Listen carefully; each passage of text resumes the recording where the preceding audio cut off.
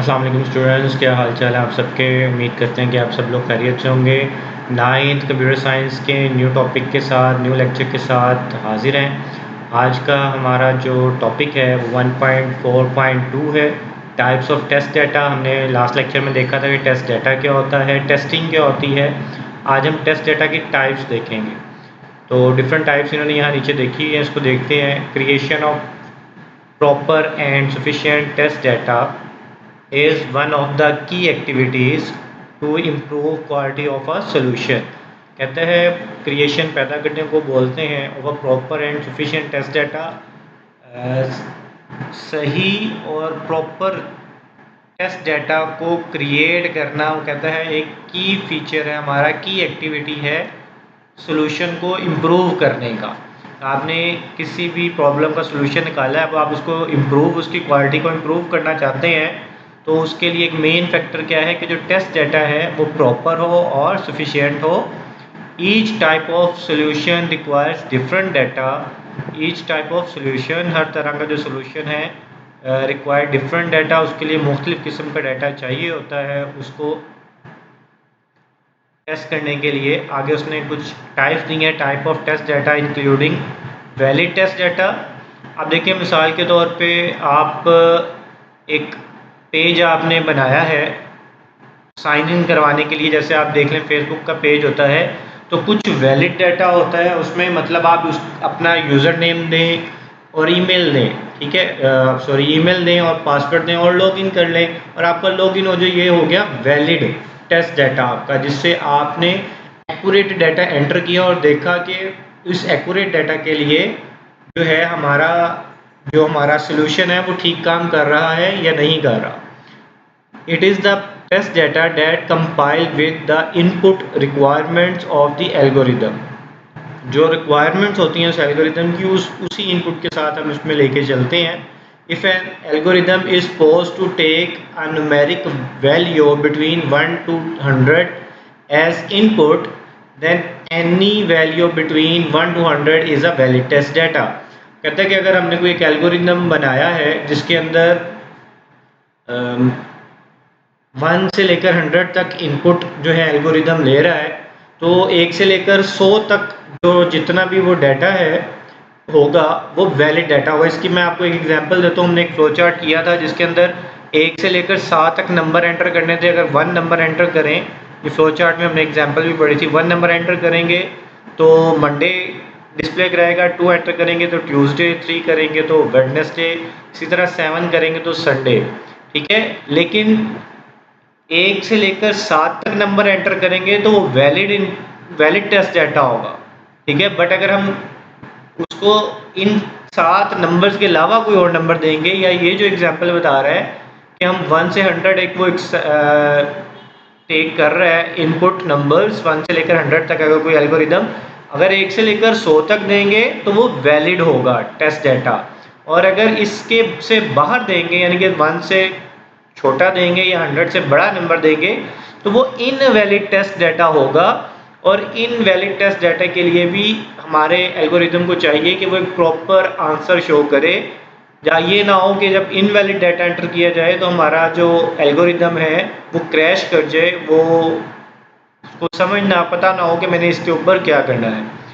It is the data that does not comply with the input requirements of the algorithm. ये ऐसा test data होता है जो एक इनपुट रिक्वायरमेंट नहीं होती उस एल्गोरिदम की। It is necessary to make sure that the solution correctly work for invalid values, कि सोल्यूशन जो है वो करेक्टली वर्क करे इनपुट इनकरेक्ट वैल्यूज़ के ऊपर। मिसाल के तौर पे जैसे आप साइन अप करते हैं आप फेसबुक पे, या ईमेल बनाते हुए, अपना न्यू अकाउंट बनाते हुए आप ईमेल अकाउंट अपना एंटर करते हैं।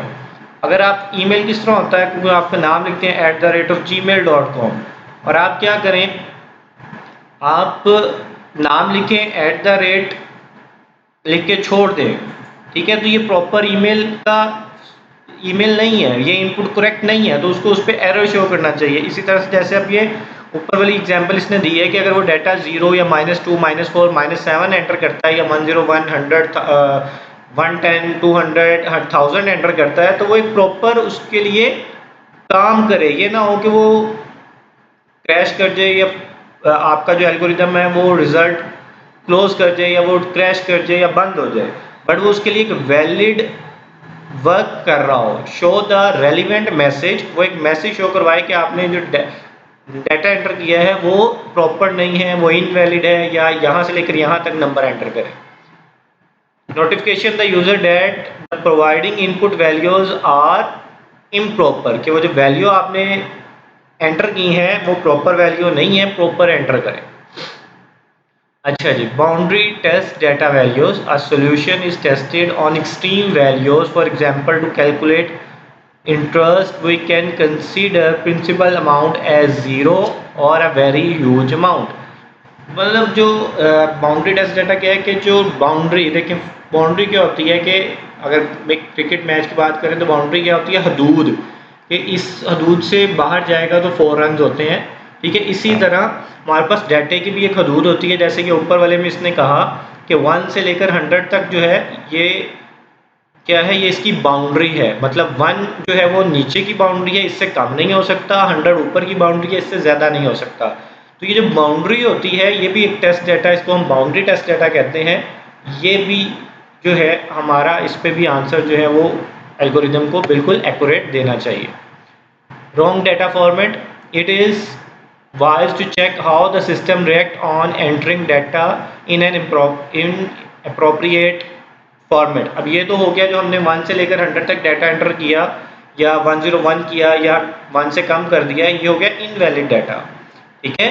अब फॉर्मेट गलत होने का वो जो मैंने आपको एग्जांपल दी थी, आप उसको ले सकते हैं कि ईमेल आपने एंटर करनी है, तो आप ईमेल अगर आप सही एंटर नहीं कर रहे हैं, आप @gmail यहाँ इसकी जगह या yahoo.com या कुछ भी नहीं लिख रहे हैं, सिर्फ आपका कहते हैं ABC लिख देते हैं उसकी जगह पे, तो वो फॉर्मेट गलत है, ठीक है। जैसे आपने कहीं पे फ़ोन नंबर एंटर करना है तो उसका एक बाकायदा फॉर्मेट है, उस फॉर्मेट के मुताबिक अगर वो एंटर नहीं करता या CNIC नंबर एंटर नहीं करता, या फॉर एग्जांपल यहाँ इन्होंने दिया है, for example giving an alphabet as input when a numeric value is expected, कि वो न्यूमेरिक नंबर मांग रहा है लेकिन आप अल्फ़ाबेट नंबर एंटर कर रहे हैं। मिसाल के तौर पे वो कहता है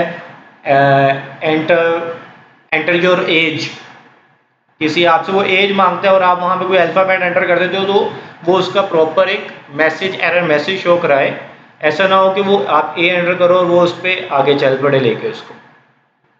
एब्सेंट डाटा उसके बाद जी, it is also important to investigate that the solution still works if less number of inputs are given than expected. For example, if a system asks to enter driving license number, then everyone cannot provide this information. This is important to see how the system react in such situation. वो कहता है कि कुछ मिसाल के तौर पे अगर वो कहता है कि कुछ डाटा एब्सेंट है तो उसके ऊपर सिस्टम कैसे रिएक्ट करता है। कहता है if system ask to enter driving licence number then everyone can not provide this number information, क्योंकि हो सकता है किसी का लाइसेंस बना ही ना हो। तो अब ये देखना है कि उसके ऊपर, इस तरह के डाटा के ऊपर भी जो हमारा सिस्टम है वो किस तरह से इसको रिएक्ट करेगा, क्या वो ऐसा मैसेज हमें वहाँ पे शो करवाता है। ठीक है जी, नेक्स्ट हमारा जो टॉपिक है वो वेरिफिकेशन एंड वैलिडेशन है। टॉपिक नंबर 1.5 है। इसको इंशाल्लाह हम अपने नेक्स्ट लेक्चर के अंदर कवर करेंगे, क्योंकि एक सेपरेट टॉपिक है इसलिए इसको अलग से हम डिस्कस करेंगे। इम्पॉर्टेंट टॉपिक है वेरिफिकेशन एंड वैलिडेशन। इंशाल्लाह कल के लेक्चर में इसको हम प्रॉपर्ली डिस्कस करेंगे। उम्मीद करते हैं आपको आज का लेक्चर समझ आया होगा, और अगर हर लेक्चर के एंड की तरह अगर आप अपने लेक्चर की समझ आ रही हो तो अपने फ्रेंड्स के साथ, स्कूल फ्रेंड, अपने अकेडमी फ्रेंड के साथ हमारी वीडियोस को शेयर करें, वीडियो को लाइक ज़रूर किया करें और हमारे चैनल को सब्सक्राइब ज़रूर करें। तो नेक्स्ट लेक्चर तक के लिए अल्लाह हाफिज़।